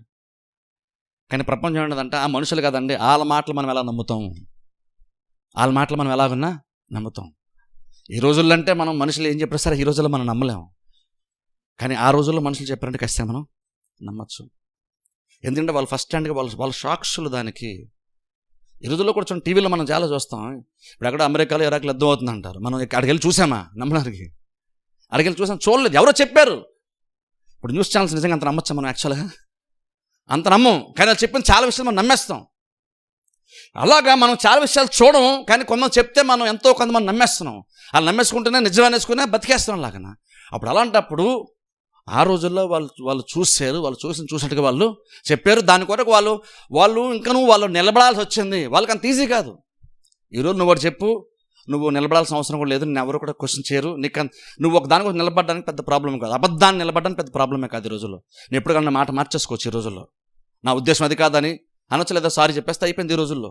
కానీ ఆ రోజుల్లో వాళ్ళు ఒక మాట అన్నారు, సాక్షులు ఉన్నారు, దాని మీద వాళ్ళు నిలబడ్డారు. అందుకు ఖచ్చితంగా వాళ్ళ మాటలు నమ్మేస్తారు. అందుకని పౌలు కూడా వాళ్ళ మాటలు సీరియస్ తీసుకున్నాడు. పౌలు కూడా దమస్కులో క్రీస్తుని దర్శించాడు. కానీ ఇంకొను ఆయన ప్రపంచాన్ని చెప్పడం మాత్రం మీరు కానీ నిజంగా నమ్మకపోతే చూడండి, కొంతమంది ఇంక వాళ్ళ పేర్లు చెప్తాను అని వాళ్ళు కొంతమంది పేర్లు చెప్తున్నాడు. కావాలంటే మీరు వెళ్ళి వాళ్ళని అడగండి, ఇంకా వాళ్ళు బతికి ఉన్నారు కదా, వాళ్ళు చెప్తారు మీకు. వాళ్ళు చెప్తారు అంటే వింటే వాళ్ళ విశ్వాసము కలుగును. అలాగే పౌలు పునరుద్ధానాన్ని చాలా బలంగా నమ్మాడు, చాలా చాలా బలంగా నమ్మాడు. ఇంకొక వాక్య భాగం చూద్దాం చూడండి. కొరింథీయులకు రాసినటువంటి మొదటి పత్రికలోనికి వెళ్దాం. కొరింథీయులకు రాసినటువంటి మొదటి పత్రిక 15వ అధ్యాయము. కొరింథీయులకు రాసినటువంటి మొదటి పత్రిక 15వ అధ్యాయము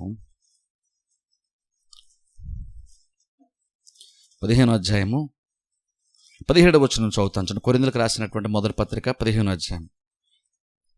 సో అక్కడ మొదటి నుంచి కనుక మనం చదువుకుని అక్కడే కొంతమంది గురించి అక్కడ వాళ్ళ పేర్లు రాస్తే ఎవరెవరు చూశారు, ఎంతమంది చూశారు, పౌలకు లిస్ట్ చెప్తాడు. అయితే మనం 17 వచ్చి నేను చదువుతాను, మీరు అందరూ కూడా బైబిల్లో ఫాలో అండి. 1 కొరింథీ 15:17 క్రీస్తు లేపబడని యెడల మీ విశ్వాసము వ్యర్థమే, మీరు ఇంకనూ మీ పాపములోనే ఉన్నారు. అంతేకాదు క్రీస్తునందు నిద్రించిన వారును నశించిరి.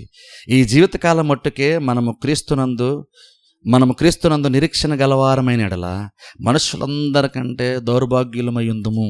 ఇక్కడ చూడండి, పౌలు పునరుద్ధానం గురించి మాట్లాడుతూ లాజికల్గా కొన్ని ఎక్స్ప్లెనేషన్ ఇస్తున్నాడు. పునరుద్ధానము నమ్మడం ఎందుకు ఇంపార్టెంటో చెప్తున్నాడు. ఇక్కడ నమ్ముతూ పునరుద్ధానము జరిగిందని నమ్మడం ఎంత ఇంపార్టెంటో. ఇప్పుడు ఎందుకు ఆ మాట అంటే కొంతమంది నార్మల్ అనుకుంటారంటే క్రీస్తు తిరిగి లేచాడో లేవలేదో నాకు పెద్దగా సంబంధం లేదండి, కానీ క్రీస్తుని నమ్ముతున్నాను, అది విశ్వాసమే. కానీ అలాంటి వాళ్ళకి ఇది ఆన్సర్ పౌలు ఇక్కడ చెప్తున్నాడు. నా క్రీస్తు తిరిగి లేకపోయినా పర్లేదండి, నా కోసం చనిపోయిన నమ్ముతానండి అన్నావు అనుకో, నీ కోసం చనిపోయిన నువ్వు నమ్మేంత మాత్రమున అది నీకు ఉపయోగం ఉండదు. అదే ఇక్కడ పౌలు ఎక్స్ప్లెయిన్ చేస్తాడు. క్రీస్తు కనుక తిరిగి లేవకపోతే, క్రీస్తు నిజంగా పునరుద్ధానం తిరిగి లేవకపోతే ఎన్ని విషయాల్లో మనకు నెగిటివ్ ఎఫెక్ట్ ఉంటుంది, ఎన్ని విషయాలు వ్యర్థమైపోతామో చెప్తున్నాడు, ఎన్ని ప్రాబ్లమ్స్ మనకు ఉంటాయో చెప్తున్నాడు. అలా చెప్తాడు. అంటున్నాడు చూడండి, క్రీస్తు కనుక లేపబడకపోతే మన విశ్వాసమే అర్థం. అంటే క్రీస్తు తిరిగి లేవలేదు నమ్మకపోతే, లేదు నిజంగా ఆయన లేవలేదు అనుకో, నువ్వు ఇంకను ఆయన చనిపోయే వరకు ఆయన నీకోసం చనిపోయాడు నువ్వు నమ్ముతావు చూసారా, ఆ నమ్మకం కూడా వేస్ట్ అంటున్నాడు. అది మాత్రం ఇంకోటి అంటున్నాడు. ఇంకోటి ఏమంటున్నాడంటే అది మాత్రం కాకుండా మనం ఇంకను పాపములోనే ఉన్నామన్నాడు చూసారు. అది ఇంకా ఇంపార్టెంట్. మనం ఇంకను పాపంలో ఉన్నాం. క్రీస్తు నా పాపాల కోసం చనిపోయి నమ్ముతున్నానండి అన్నాం అనుకో, ఓకే మంచిదే, నీ పాపముల కొరకు క్రీస్తు చనిపోయాడు, ఓకే నమ్మావు. కానీ నిజంగా నీ పాపాల కొరకు చనిపోయాడు నీకు ఎలా తెలుస్తుంది? నిజంగా నీకు ఎలా తెలుస్తుంది?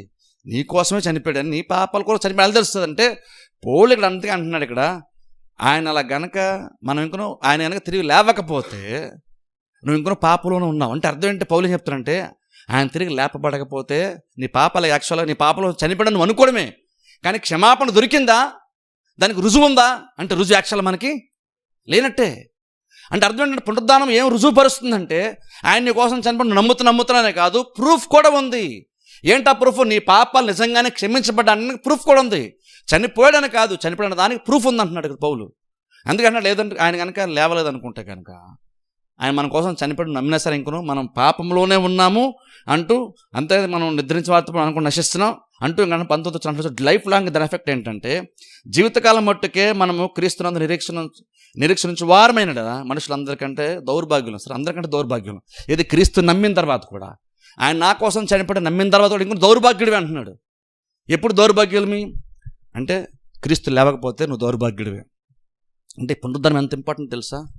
ఆయన శరీరధారిగా ఆయన శరీరం ధరించుకొని దేవుని కుమారుడిగా కన్యామరి ద్వారా భూమి మీదకి వచ్చిన అద్భుతాలు చేసి వాక్యం బోధించి ఆయన మన కోసం చనిపోయినా సరే అంత చేసి అంత జరిగి పునరుద్ధానం అనేటువంటి ఒక్కటి కనుక జరగకపోతే ఈ క్రీస్తు చేసినంత వేస్టే, ఆయన బోధించిందే వేస్టే, ఆయన చేసిన అద్భుతాలు వేస్టే, ఈవెన్ చెప్పండి శిలువ మరణం కూడా వేస్టే. దానివల్ల ఎటువంటి శిలువ మరణం కూడా వేస్టే, దానివల్ల ఎటువంటి ప్రయోజనం యాక్చువల్గా మనకి లేదు. అందుకే అంటున్నాడు ఆయన కనుక లేపబడకపోతే వ్యర్థమే, మన విశ్వాసం కూడా వేస్టే, మనం దౌర్భాగ్యులం అంటున్నాడు. అందరికంటే మనం దౌర్భాగ్యం ఉందో తెలుసా? నువ్వు అలాంటి ఆయన విశ్వాసం ఉంచు, ఆయన ఏమయ్యాడో తెలియదు, ఏం చేశాడో తెలియదు, మనకి ప్రూఫ్ లేదు, ఏమీ లేదు, అలాంటి ఆయన మనం నమ్ముతున్నామంటే మన విశ్వాసం కూడా వేస్టే కదా. అందుకని చూడండి, విశ్వాసం యొక్క సీరియస్నెస్ మనం తెలుసుకోవాలి. గుడ్డిగా ఏది పడితే అది నమ్మేయడం కాదు. గుడ్డిగా మీరు చెప్పారు కాబట్టి నమ్మేస్తానండి అన్నామనుకో, నువ్వు ఆ మాత్రం సమ్మతి గల మనస్సుని కొంది కాబట్టి మంచిదే, కానీ నువ్వు ఎక్కడో దగ్గర పాయింట్లో నువ్వెందుకు నమ్ముతున్నావు అన్న దానికి ఆన్సర్స్ నీ దగ్గర ఉండాలి. నీకు నేను ఇది నమ్ముతున్నాను అన్న దానికి ఎందుకు నమ్ముతున్నావు? నువ్వు క్రీస్తుని చూడలేదు కదా, ఎందుకు నమ్ముతున్నావు? చనిపోయాడు అన్నది చరిత్ర చెప్తుంది, ఓకే నమ్ముతాం. కానీ తిరిగి లేచాడు అనేటువంటిది బైబిల్ చెప్తుంది మనకి. ఎందుకు లేచాడు బైబిల్ చెప్తుంది. దీన్ని మనం ఎందుకు నమ్ముతున్నాం అంటే దానికి కూడా మన దగ్గర ఆన్సర్ ఉండాలి. అలా ఆన్సర్ కొంతమంది శిష్యులకి పునరుద్ధానం తిరిగి లేచిన ఆ రోజున వాళ్ళకి ఆన్సర్స్ లేవు కాబట్టి వాళ్ళు నమ్మడానికి ఇష్టపడలేదు.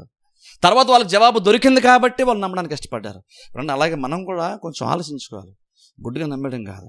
ఆయన కనుక తిరిగి లేవకపోతే మనం ఇంకొనో పాపములోనే మనం ఉన్నాం. సో ఆలోచించాలి, మనం ఇంకొనో పాపం అంటే అర్థం ఏంటంటే బేసిక్గా నీకు క్షమాపణ ఇంకా నీకు దొరకలేదని అర్థం. అంటే అర్థం ఏంటంటే నువ్వు చచ్చిపోతే నువ్వు నరకానికి వెళ్తావని అర్థం. అప్పుడు పునరుద్ధానం మనకి ఏం ప్రూవ్ చేస్తుంది అంటే అక్కడ పౌలు చెప్తా అంటున్నాడు, పునరుద్ధానం ప్రూవ్ చేస్తుందంటే మన పాపాలకి క్షమాపణ ఖచ్చితంగా మనకి దొరికింది అనడానికి యాక్చువల్గా మనకి ప్రూఫ్ దొరుకుతుంది. ఆయన ఏ పని అయితే ఆయన చేస్తానని చెప్పాడో, దేని కొరకైతే చనిపోతాను, నేను మీ అందరి కొరకు చనిపోతాను చెప్పాడు చూసారు, ముందుగా చాలా మాటలు చెప్పాడు ఆయన. అవన్నీ కూడా నిజమని పునరుద్ధానము ప్రూవ్ చేస్తుంది. తిరిగి లేచాడు కాబట్టి. తిరిగి లేవకూడదు అనుకోండి, ఆయన నిజంగా చేసిన నువ్వు నమ్మడానికి నీకుంటే ఆధారము ఉండదు. అందుకే ఇక్కడ చూడండి, ఆయన ప్రూవ్ చేశాను బైబిల్ చెప్తుంది ఇక్కడ. అంటే ప్రూఫ్గా ఆయన లేచాడు. మనం చూడండి, ఒక షాపింగ్ మాల్కి వెళ్ళాము, మొత్తంతో షాపింగ్ చేసావు, నువ్వు కౌంటర్కి వెళ్ళావు, డబ్బులు కూడా కట్టేస్తావు, వాళ్ళు బిల్లు ఇస్తారు, నువ్వు నిజంగా నువ్వు కట్టేస్తావు, ఓకే. కానీ బిల్లు కూడా నీకు ఇంపార్టెంట్. ఎందుకు ఇంపార్టెంట్? రేపు ఎవరైనా క్వశ్చన్ చేశారనుకో, నీ దగ్గర నువ్వు కట్టినట్టు ప్రూఫ్, నేను కట్టాను అంటే కాదు, కట్టాను దానికి ప్రూఫ్. అక్కడ సెక్యూరిటీ ఆపినా లేదా ఇంకెవరైనా నువ్వు బిల్ పే చేయాలి అన్నా సరే నువ్వు బిల్ పే చేశాను అనడానికి రుజువు నీ దగ్గర ఉంది. అది ఉండాలి. అది లేకపోతే నిజంగా నువ్వు కట్టేలేదు ఎవరికి. నువ్వు కట్టి ఉండొచ్చు, బిల్ లేకపోతే నువ్వు నిజంగా కట్టనట్టే. ఎగ్జాక్ట్ అలాగుండి ఇక్కడ కూడా ఆయన తిరిగి లేవడం ఏం చేస్తాను, నిజంగానే మన కొరగా చనిపోయాడు, మన క్షమాపణ కొరగా చనిపోయాడు, మన రక్షణ కొరగా చనిపోయాడు. కానీ నిజంగా ఆయన చనిపోయిన తర్వాత దాన్ని సాధించాడు అన్నానికి గ్యారంటీ ఏంటి? ఆయన నరకానికి వెళ్ళాడు, పాపాన్ని శాపాన్ని సాతాన్ని జయించాడు అన్నానికి ప్రూఫ్ ఏంటి? వెళ్ళినవాడు యుద్ధానికి వెళ్ళినటువంటి వాడు తిరిగి వస్తేనే కదా యుద్ధంలో గెలిచాడు అంటాం మనం. అలాగే ఇక్కడ పౌలు కూడా ఇక్కడ ఏం చెప్తాడంటే క్రీస్తు నిజంగానే తిరిగి లేచాడు. అందుకని ఏంటంటే యాక్చువల్గా మనం పాపంలో లేవు, మనకు నిజంగా క్షమాపణ దొరికేసినట్టే. ఆయన ఏ పనైతే చేద్దామన్నా నిజంగా సక్సెస్ఫుల్గా వచ్చాడు. ఎలా చెప్పగలను? పౌలు నరకానికి వెళ్ళి చూసావా అంటే లేదు, పునరుద్ధానం ఉంది కదా. ఆయన నరకానికి వెళ్ళాడు, పోరాడాడు, నిరాలుగా చేశాడు, తిరిగి వచ్చాడు కదా. వచ్చాడు అన్నది ఏం ప్రూవ్ చేస్తుందంటే ఆయన ఖచ్చితంగా మన కొరకు చనిపోయాడు, మన కొరకు చనిపోయి మనకి పరలోక రాజ్యాన్ని రక్షణని సెక్యూర్ చేశాడు ఆయన. ఇక నీ రక్షణకి భద్రత దొరికింది. ఇప్పుడు నీ రక్షణకి ఎటువంటి డోకా లేదు. ఎందుకు డోకా లేదంటే నువ్వు ఆయన చూసేసావు కదా. ఆయన తిరిగి లేచాడంటే అర్థం ఏంటి? ఆయన అందుకని అక్కడ ప్రథమ ఫలము అంటే అర్థం ఏంటి? ఆయన తిరిగి లేచాడంటే అర్థం ఏంటంటే ఆయన మొదటి పంట. ప్రథమ ఫలం అంటే అర్థం ఏంటి? ఒకసారి ఒక పంట వేసామనుకోండి, ఫస్ట్ టైం ఒక మామిడి చెట్టు వేసామనుకోండి, ఫస్ట్ టైం దానికి ఒక రకమైన కాయలు వస్తాయి. దాన్ని టేస్ట్ చేస్తాం, ఏం తెలుస్తుంది? అది ఆ ఫస్ట్ వచ్చినటువంటి అది ఫస్ట్ పంట ఏం ప్రూవ్ చేస్తుందంటే అది ప్రథమ ఫలము. అదేం ప్రూవ్ చేస్తుందంటే నెక్స్ట్ చెట్టు బతుకున్నంత వరకు ఎన్నిసార్లు ఈ చెట్టుకి కాయలు కాసినా ఈ రకమైనటువంటి కాయలని అది మీకు ఇస్తుంది. అందులో ఇది మొదటి ఫలం. ఈ మొదటి ఫలం ఏం ప్రూవ్ చేస్తుందంటే తర్వాత వచ్చేవన్నీ కూడా ఎగ్జాక్ట్ ఇలాగున్నే ఉంటాయి. అలా పౌలు అంటున్నాడు క్రీస్తు గురించి మాట్లాడుతూ పునరుద్ధానంలో ప్రథమ ఫలం అంటున్నాడు పౌలు క్రీస్తుని గురించి. అంటే అర్థం అంటే ఆయన లేచాడంటే అర్థం ఏంటంటే ఆయన లేచాడు కాబట్టి నువ్వు కూడా లేస్తావు. ఆయన నీ కొరకు చనిపోయాడు కాబట్టి నువ్వు పాపాల క్షమాపణ దొరికింది. ఆయన తిరిగి లేచాడు కాబట్టి ఆయన ప్రథమ ఫలము. తర్వాత లైన్లో నువ్వు ఎక్కడో దగ్గర మధ్యలో ఉన్నావు కాబట్టి నువ్వు కూడా గ్యారంటీగా తిరిగి లేస్తావు. ఏంటి ప్రూఫ్? మనం చనిపోయిన తర్వాత తిరిగి లేస్తాము, మనం దేవుణ్ణి చూస్తామన్న గ్యారంటీ ఏంటంటే గ్యారంటీ క్రీస్తు పునరుద్ధానంలో ఉంది. క్రీస్తు పునరుద్ధానంలో ఉంది. ఆయన తిరిగి లేచాడు కాబట్టి మనం కూడా తిరిగి లేస్తాం. ఆయన లేకపోతే మనం కూడా లేవం. ఆయన తిరిగి లేచాడు మనం కూడా తెలియదు. అందుకే పౌలు అంటున్నాడు అది కనుక జరగకపోతే, పునరుద్ధానం దేవుడు ప్రూవ్ చేయకపోతే మన విశ్వాసమే వ్యర్థం అన్నాడు. చూసారా? మన విశ్వాసానికి బలం ఎప్పుడు ఉంటుంది తెలుసా? మన విశ్వాసానికి బలం ఎప్పుడు ఉంటుందంటే నువ్వు దేన్ని నమ్మేవు, నువ్వు దేన్ని నమ్ముతున్నావు అన్న దాన్ని బట్టి నీ విశ్వాసానికి విలువ ఉంటుంది. మనుషులు నమ్ము, దానికి ఒక విలువ ఉంటుంది. కానీ ప్రాబ్లం ఏంటి? మనుషులు కాబట్టి ఆ నమ్మకానికి అంత బలము ఉండదు, ఆ నమ్మకానికి అంత బలము ఉండదు. నీ స్వస్థత కోసం నువ్వు డాక్టర్లు నమ్ము, మంచిదే, నమ్మాలి ఖచ్చితంగా. కానీ ఆ నమ్మకం యాక్చువల్గా నీకు పూర్తిగా నీకు అది సరిపోదు. ఎప్పటికైనా సరే అది కదిలిపోద్ది. ఎందుకంటే డాక్టర్ చేతులు ఎత్తేస్తాడు, చేసేది ఇంకేం లేదని అంటాడు. అందుకని డాక్టర్ నమ్ముతాం, మంచిదే. కానీ ఇంకను ఆ విశ్వాసము అంత బలం ఉండదు, ఎందుకంటే మనుషులు నమ్మేవి కాబట్టి. కానీ క్రీస్తు విశ్వాసం ఏదైతే ఉందో ఇక్కడ పౌలు చెప్తున్నాడో మన విశ్వాసం గురించి మాట్లాడుతూ చూసారా? ఈ విశ్వాసం ఎంత బలమైందంటే, ఎందుకు నీ విశ్వాసం అంత బలమైంది? ఎందుకు నీ విశ్వాసం బలమైందంటే నువ్వు ఎవరిని నమ్మావంటే క్రీస్తుని నమ్మావు. ఆయన బలవంతుడు కాబట్టి, ఆయన దేవుని కుమారుడు కాబట్టి ఆయనను బట్టి నీ విశ్వాసానికి విలువ ఉంటుంది, నీ విశ్వాసానికి గౌరవం ఉంటుంది, నీ విశ్వాసానికి బలము ఉంటుంది. అది మనం నమ్మడం ఇంపార్టెంట్. అందుకనే నువ్వు దేన్ని నమ్ముతున్నావు, ఏమని నమ్ముతున్నావు చాలా ఇంపార్టెంట్. నువ్వు దేన్ని బట్టి నమ్ముతున్నావు, ఎవరెందు నమ్ముతున్నావు, దేన్ని నమ్ముతున్నావు అనేది క్లారిటీ మనకు ఉండాలి. ఎందుకంటే నువ్వు దేని యందు నీ విశ్వాసం ఉంచావో నీ విశ్వాసానికి అంత మాత్రమే బలం ఉంటుంది.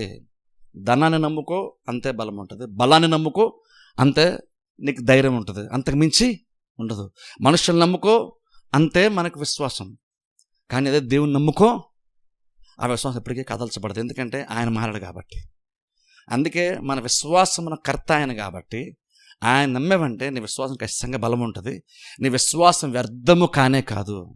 అది పౌలు అది కనుక లేకపోతే మన ఎంత విశ్వాసం ఉంచు, ఎంత కష్టపడు, చర్చలు వాక్యం విను, నువ్వు ఎంత కష్టపడి నువ్వు ప్రయత్నం చేస్తుండు, కానీ నువ్వు తిరిగి లేకపోతే నువ్వు ఎంత ప్రయత్నం చేసినా అదంతా కూడా పెద్దగా నీకు ప్రయోజనమేమి ఉండదు.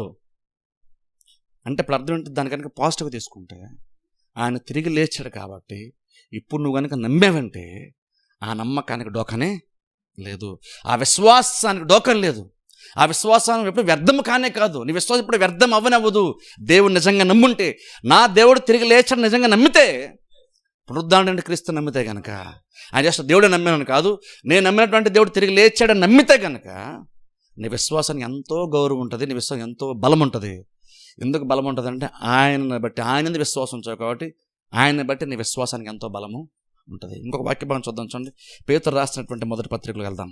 పేతురు రాసిన మొదటి పత్రిక మొదటి అధ్యాయము, పేతురు రాసిన మొదటి పత్రిక మొదటి అధ్యాయము 3వ వచనము 4వ వచనం చదువుతాను. పేతురు రాసిన మొదటి పత్రిక 3వ అధ్యాయం 4వ వచనం చదువుతాను. పేతురు రాసిన మొదటి పత్రిక మొదటి అధ్యాయము 3-4 వచనాలు. మన ప్రభువగు యేసుక్రీస్తు తండ్రైన దేవుడు స్తుతింపబడును గాక. మృతుల్లో నుండి యేసుక్రీస్తు తిరిగి లేచుట వలన, మృతుల్లో నుండి యేసుక్రీస్తు తిరిగి లేచుట వలన జీవముతో కూడిన నిరీక్షణ మనకు కలుగునట్లు, అనగా అక్షయమైనది నిర్మలమైనది వాడబారినది అయిన స్వాస్థ్యము మనకు కలుగునట్లు ఆయన తన విశేష కనికరము చొప్పున మనలను మరలా జన్మింపజేసెను.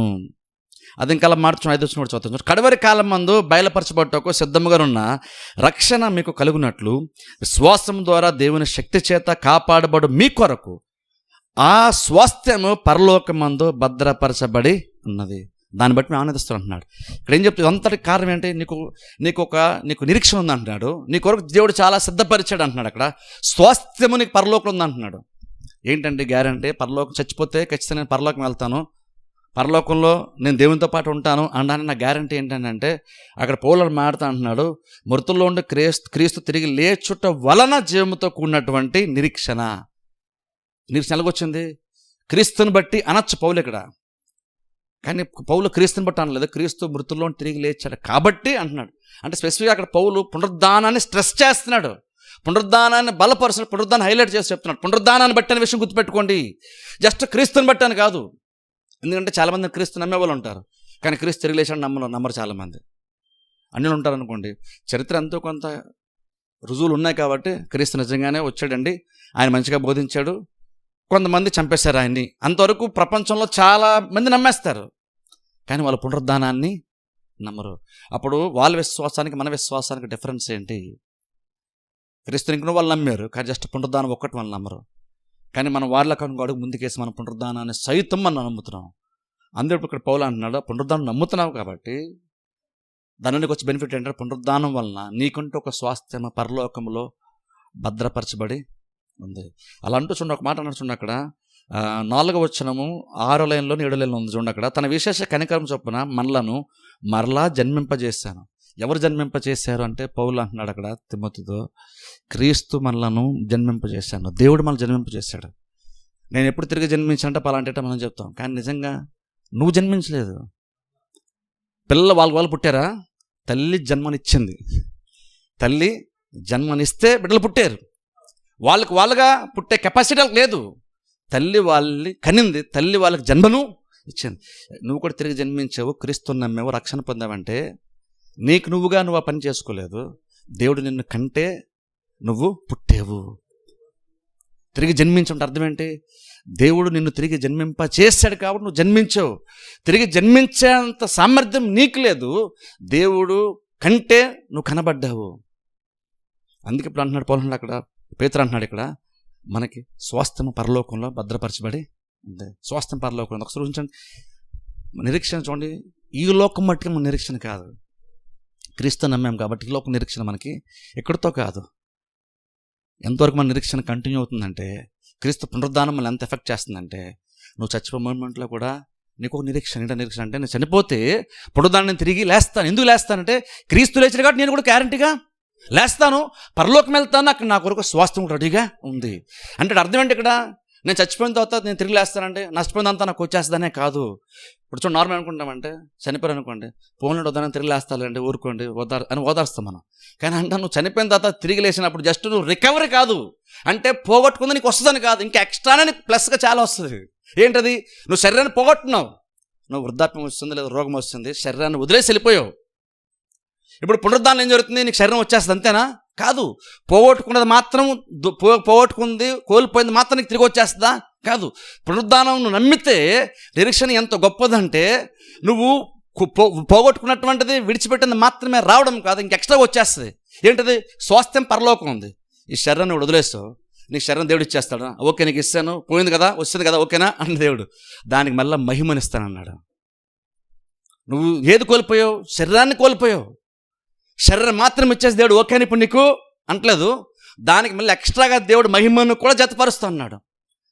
అందుకన్నా చూడండి, అది గొప్ప నిరీక్షణ మనకి.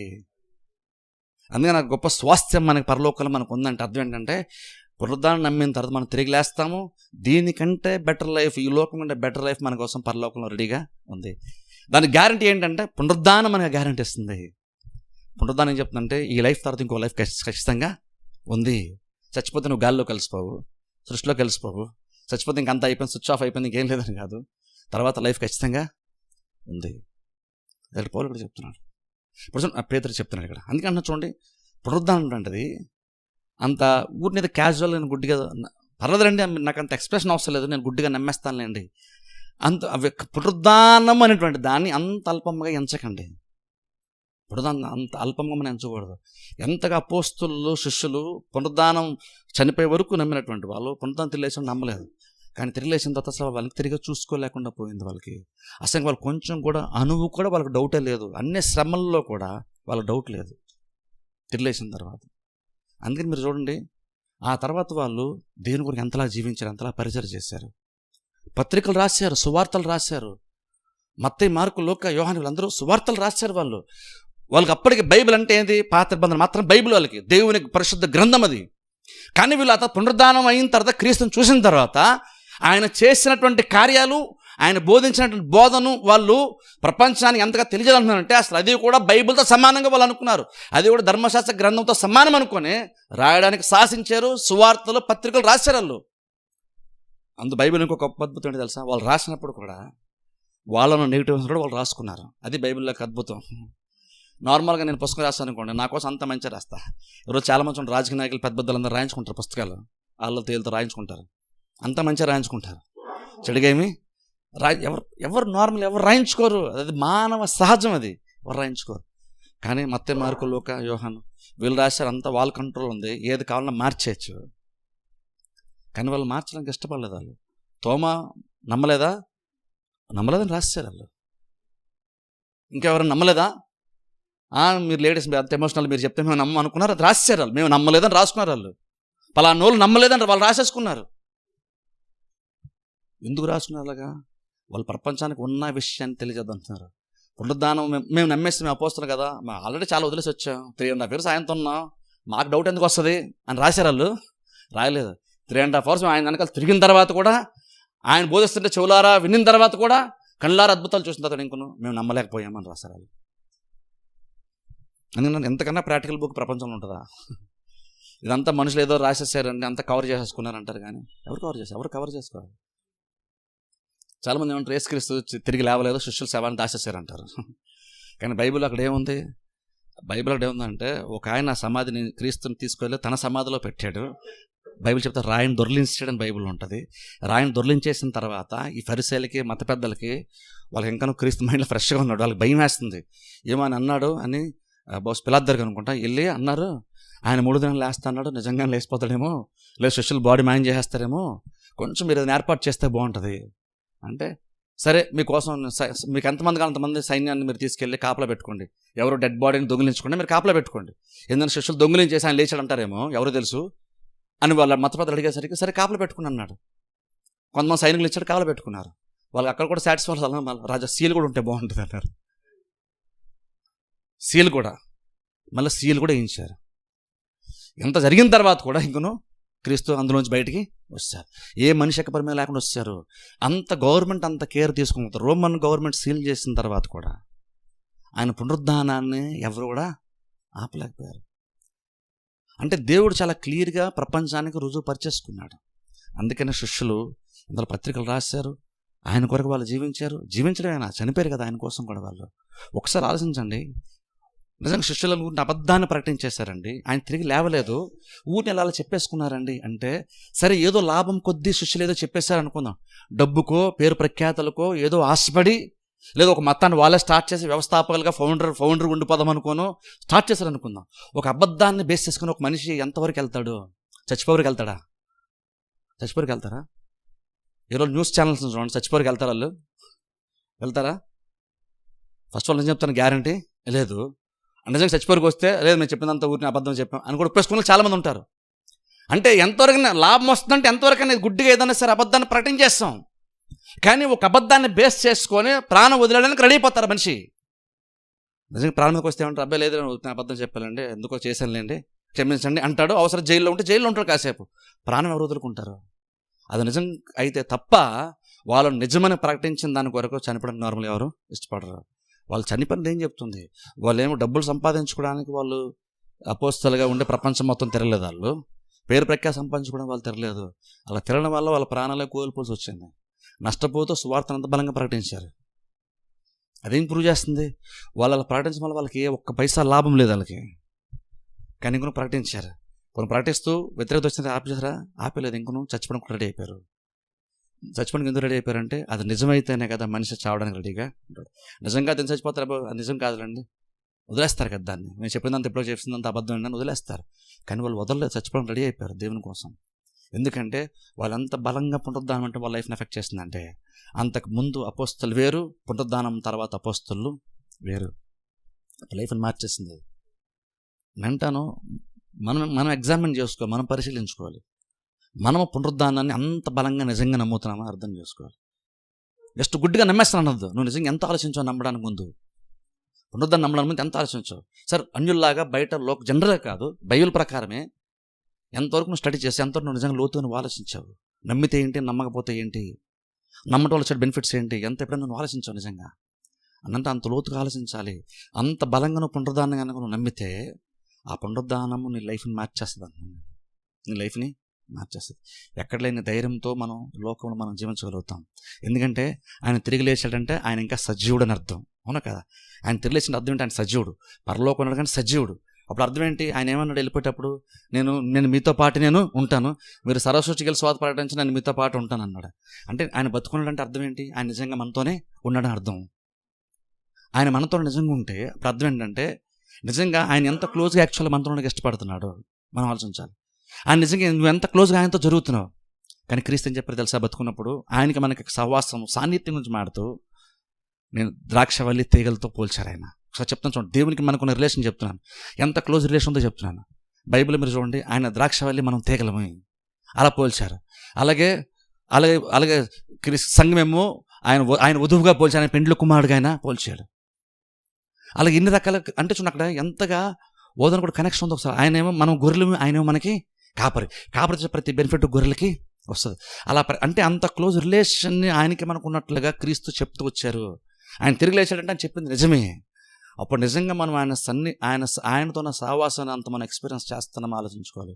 ఆయన నిజంగా ద్రాక్ష వల్ల అయ్యి మనం తీగలైతే ఆయన ఉండే లైఫ్ నిజంగా మనం ఎక్స్పీరియన్స్ చేస్తున్నామా, ఆయన మనం అనుభవించగలుగుతున్నామా ఆలోచించుకోవాలి. క్రైస్తవ జీవితం సీరియస్ తీసుకోండి. నువ్వు దేన్నైతే నమ్మేవో, నువ్వు ఎవరినైతే నమ్మేవో అది సాధారణమైన విశ్వాస స్థితి కాదు. లజ్జులు దాన్ని నమ్మారు, మేము ఈ నమ్మేము, అది కాదు. వాళ్ళ నమ్మకం వేరు, మన నమ్మకము వేరు. చాలా కొంతమంది నమ్మారు, కొంతమంది మతాలు కొంతమంది వచ్చారు, వాళ్ళు బోధించారు, పుస్తకాలు రాశారు, వాళ్ళు చచ్చిపోయారు, వెళ్ళిపోయారు. ఇప్పుడు బతుకున్నటువంటి వాళ్ళు బోధించిన బోధనలో పుస్తకాలను పట్టుకొని వీళ్ళు జీవించడం స్టార్ట్ చేస్తున్నారు. కానీ వాళ్ళకు బోధించినటువంటి వాడికి వీరికి సంబంధం ఉందా? బోధించేటువంటి వాడు చనిపోయిన వాడు మరలా తిరిగి బ్రతికాడా? ఇంకొక వీళ్ళతో కనెక్షన్ వాళ్ళకు ఉందా? అంటే ప్రపంచంలో ఏ మతానికి అలా లేదు. కానీ క్రీస్తు దగ్గర మనకు అలా ఉంది. ఆయన జస్ట్ వెళ్ళిపోయాడని కాదు, ఆయన సజీవుడు కాదు, ఇంకొక మనతోనే ఉన్నాడు. అది డిఫరెన్స్ ఇక్కడ. అప్పుడు మనము ఆ సహవాసం మనం ఎక్స్పీరియన్స్ చేస్తున్నాం ఆలోచించుకోవాలి. ఎందుకంటే క్రిస్టియన్ లైఫ్ అంటే రియాలిటీ, వాస్తవము. ఇంతకన్నా వాస్తవం ఇంకొక భక్తి జీవితము ఉండదు. అప్పుడంటే నీ భక్తి జీవితానికి తృప్తిని ఇస్తుందా? దేవుని సన్ని నిజంగా అనుభవిస్తున్నావా? నాతో దేవుడు మాట్లాడతాడు అని నిజంగా ఎప్పుడు నువ్వు చెప్పగలవా? లేదా నేను కూడా నిజంగా దేవుడితో మాట్లాడితే దేవుడు నా మాట వింటున్నాడు అని నిజంగా నువ్వు చెప్పగలుగుతావా? అందుకే విశ్వాసం గుడ్డిగా ఏదో అలా పైన అలా తీసుకుని వెళ్ళిపోద్దు. ఏ నమ్మకం అయితే నువ్వు ఉంచావో ఆ విశ్వాసం చాలా చాలా బలమైంది. అది ఈ లోకంలోనే కాదు, పరలోకం వరకు నిన్ను నడిపించేటువంటిది, నీ స్థితిని మార్చేటువంటి విశ్వాసము. అంత బలమైనటువంటి నాణ్యతతో మన విశ్వాసం ఉంది. ఎందుకంటే మనం క్రీస్తుని విశ్వాసము ఉంచాం. ఆ విశ్వాసం తక్కువ అంచనా ఏకండి. శిష్యులు చనిపోవడానికి రెడీ అయ్యారు. వాడు నేను అంటాను, సరే మనం చచ్చిపోయేంత అవకాశం అంత బహుశా అంత ప్రమాదాలు, అంత ఇబ్బందులు ప్రస్తుతం బహుశా మనకు లేకపోవచ్చు. కానీ నిజంగా దేవుని కొరకు ఎంతవరకు మనము కొన్ని తట్టుకుంటూ దేవుని కొరకు నిలబడ్డానికి కనీసం రెడీగా ఉంటాం ఆలోచించాలి. నిలబడ్డాను మనం రెడీగా. నువ్వేదో దేవుని చేస్తావని కాదు, దేవుని ఎంత మార్చాడు. వీళ్ళేదో క్రీస్తు తిరిగి లేచాడు కాబట్టి నిజంగా పాప ఆయన మనం వదలొద్దులే, ఆయన మన కోసం లేచాడు కదా. ఆయన క్రీస్తు మీద జాలి చూపిస్తూ బతకలేదు, క్రీస్తు మీద జాలి చూస్తూ చచ్చిపోలేదు. వాళ్ళకి అలా బతకాలనిపించింది. అరే ఆయన తిరిగి లేచాడంటే మనతో ఉంటున్నాడు కదా, వెళ్ళిపోయేటప్పుడు ఉన్నాడు కదా, ఇప్పుడు మనకే భయం ఏంటి? వాళ్ళు చాలామంది క్రీస్తు అలాగైతే ఎంచుకొని చనిపోయి రెడీ అయిపోయాడు. శిష్యులు చాలామంది కూడా తప్పించుకోవడానికి అవకాశం ఉంది. శిష్యులు చాలామంది, పేతురులు అందరూ వ్యతిరేకించేటువంటి వాళ్ళు చంపడానికి వచ్చినప్పుడు వీళ్ళు కనుక జస్ట్ నేను వదిలేస్తాను ఏంటి దీన్ని, క్రీస్తు దేవుడిని చెప్పడం మానేస్తాను అంటే వాళ్ళకి ప్రాబ్లమే లేదు. ఒక్క మాట ఇంక చెప్పలేండి, ఇంకా నేను చెప్పలేండి, వెళ్ళిపోతానులేండి అన్నాను, వాళ్ళకి ప్రాబ్లమే లేదు వాళ్ళకి. కానీ వాళ్ళు మేము చెప్తాం, మేము చంపినా పర్లేదు, మేము చెప్పే తీరుతాం, ప్రకటించే తీరుతాం. ఆప్షన్ ఉన్నా కూడా ఎందుకు చచ్చిపోయారు అంటే పునరుద్ధరణ దేవుడు వాళ్ళని అంతగా మార్చేశాడు. అంత బలంగా వారి నమ్మకం మారిపోయింది. అందుకని అంత బలంగా వాళ్ళు జీవించారు. 11 మంది ప్రభావితం చేస్తే ఇప్పుడు ప్రపంచంలో క్రిస్టియానిటీ నెంబర్ 1లో ఉంది. 11 మంది దగ్గర స్టార్ట్ అయ్యింది. ఇంటర్నెట్, ఫోన్ కాల్స్, ట్రాన్స్పోర్టేషన్ లేని టైంలో వాళ్ళు స్టార్ట్ చేస్తే అప్పటికే టెక్నాలజీ అంత డెవలప్ అయిన టైంకే ప్రపంచం అంతా కూడా ఆల్మోస్ట్ వ్యాపించేసింది. అంత బలంగా వాళ్ళు పనిచేశారు. యేసుక్రీస్తు దేవుడు అని చెప్పడానికి వాళ్ళు అంత బలంగా నిలబడ్డారు. కారణం ఏంటంటే పునరుద్ధానం వాళ్ళని మార్చేసింది. పునరుద్ధానంలో అంత బలం ఉంది అంటున్నాను. నిన్ను నన్ను ఎవరినైనా సరే మార్చగలిగేటువంటి కెపాసిటీ అంత పునరుద్ధానానికి ఉంది. నేను ఆ పునరుద్ధాన్ని ఎంత బలంగా మనం నమ్ముతున్నామో మనం ఆలోచించుకోవాలి. గుడ్డిగా నమ్మేస్తున్నది ఎంత బలంగా నమ్ముతున్నాం, ఎంత కన్విక్షన్తో నమ్ముతున్నాం, మనం నిజంగా ఎంత నమ్ముతున్నాం పునరుద్ధానాన్ని. పునరుద్ధానం వాస్తవం అయితే ఇవన్నీ కూడా మనకు చాలా వాస్తవాలు అవ్వాలి కదా. అప్పుడు మిగిలినటువంటి విషయాలు కూడా క్రీస్తు చెప్పిన ప్రతిదీ నిజమే, ఆయన చేసిన ప్రతిదీ నిజమే, తన గురించి ఏం చెప్పిన అంతా కూడా నిజమే. ఆయన చెప్పిన ప్రతిదీ నిజమని ప్రూవ్ చేసిన పునరుద్ధానం. శిష్యులకు చాలా డౌట్స్ ఉంటాయి, కానీ పునరుద్ధానం అంటే మొత్తం క్లారిటీ వాళ్ళకి వచ్చేసింది. పునరుద్ధానం అంటే అంత బలమైనటువంటి కార్యం. దేవుడు పునరుద్ధానం ద్వారా ప్రపంచానికి చాలా రుజువులే ఇచ్చాడు, ప్రూవ్ చేశాడు. అంత బలమైనటువంటి కార్యం పునరుద్ధానంలో జరిగింది. ఇప్పుడు ఆలోచించండి, నిజంగా మనకి ఎంత ఆశీర్వాదం పునరుద్ధానం. ఈ లోకంలో నిరీక్షణిస్తుంది, పరలోకం నిరీక్షిస్తుంది. అందుకని పౌలు కూడా మాట్లాడుతుంటాడు, శ్రమలు కానీ హింసలు కానీ ఉపద్రవాలు ఏవైనా సరే క్రీస్తు ప్రేమను మనల్ని ఎడబాపుతాయా. పునరుద్ధానం తిరిగి లేచాడు. దేవుని యొక్క ప్రేమ మనం పొందుకోకుండా, ప్రేమ ద్వారా ఆయన మనకి ఇచ్చే ప్రతీకారం మనం పొందుకోకుండా, అనుభవించకుండా, దేవుడి నుంచి మంచిని మనం పొందుకోకుండా మనల్ని ఆటంకపరిచేది ఎవరు అన్నాడు పౌలు. ఛాలెంజ్ చేశాడు. మనల్ని ఎవరు ఆపేదన్నాడు పౌలు అంటున్నాడు.